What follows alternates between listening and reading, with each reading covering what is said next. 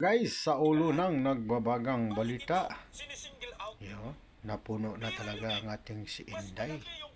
Ang ating Inday ng Davao, napuno na kay Dan Junior at kay Kuting ng Norte. Sapagkat nagdeklara na siya na oposisyon talaga. Hindi kagaya ng kanyang itay na sasabihin na kaibigan ko man yan, si Kuting. Oo. Pero si Inday ngayon guys, at napapanood natin sa Isiminay at talaga namang tama. Hair follicle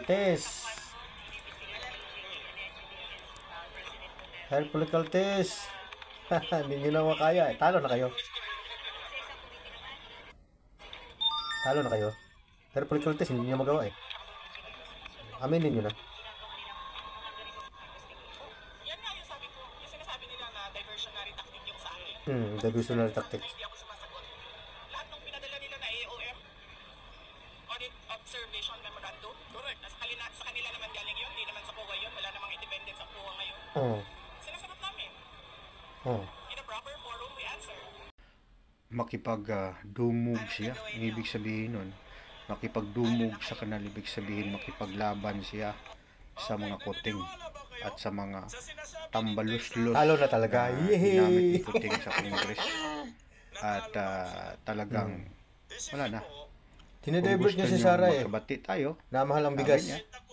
Nagugutom mga tao. May nag-interview. Binabanatan niya siya para mapunta sa kanya yung issue. Kami, Wow. kung gusto nyong bati-bati, makipagsuhi kayo sa QGC na pinukpok doon. May namatayan doon. At saka marami pang na traumatic sa mga ginagawa ng Congress dyan. Correct. Sinusumo niyo ng 8K pinapatao ang niyo dyan. viewers ni Pero Bisdak. mga crocodile dyan. Grabe. Ibig Ngayon. sabihin, sikat si So, Sara. Sikat ang mga Duterte. I'm happy. Diba? Even I'm Makipag-away, kasi nga, makipaglaban sa kanal, Inday, Sara talaga namang Duterte, palakpakan. ginamit nyo lang si Sara Duterte. Go! No? At ngayon, na in-expose kayo ni Lord. Kasi nga, alam ng Panginoon ang puso ninyo na talagang wala kayong pagtulong sa mga mahirap. Kaya, ngayon sabi ni Inday at talagang diniklara na talaga niya at rigidly na sinasabi niya na makipagdumog siya sa kanal. Ang ibig sabihin nun sa Bisaya, makipaglaban siya sa mga mababahong katulad ninyo, sapagkat ang kanal ay mabaho yan, at doon siya makipaglaban sa inyo kahit pa kung sino kayo. Makipaglaban siya. Tama. Yun ang ibig sabihin nun sa Bisaya pa. Ang pagkatunadan niya ay makipaglaban siya even do sa mababahong kanal. So therefore, kayong mga nandiyan dyan na nakipaglaban sa kanya, hindi naman siya ang unang-una sa inyo, sabi niya.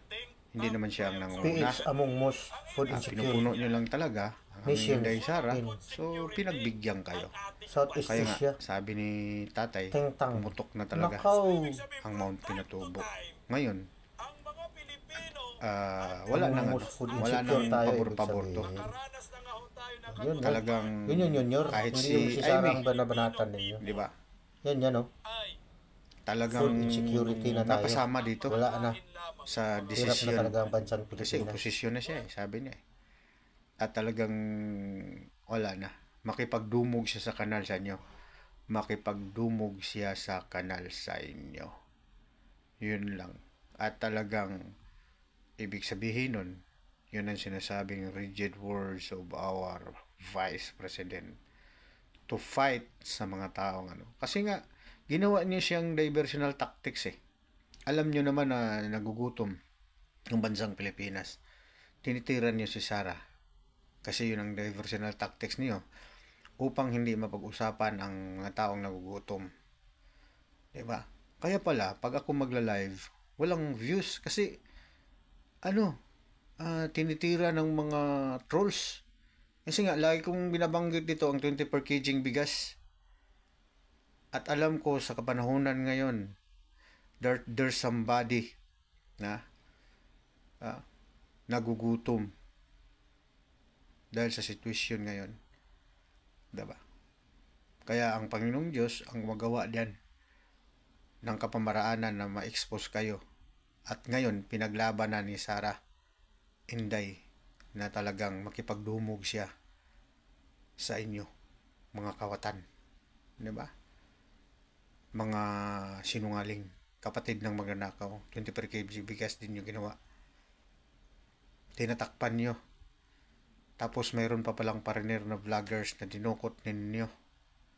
Di umano. Na hanggang ngayon, hindi nalathala dyan sa Congress.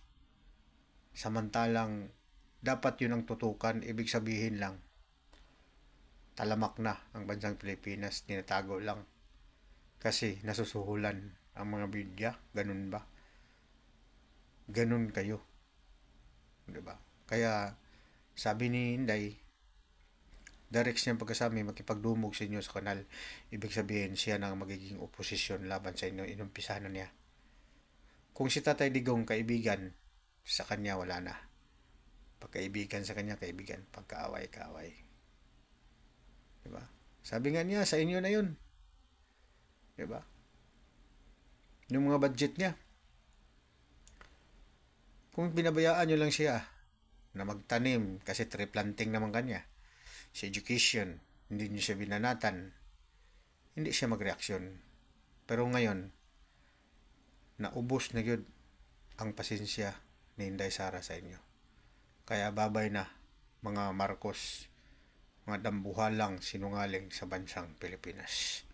Babu!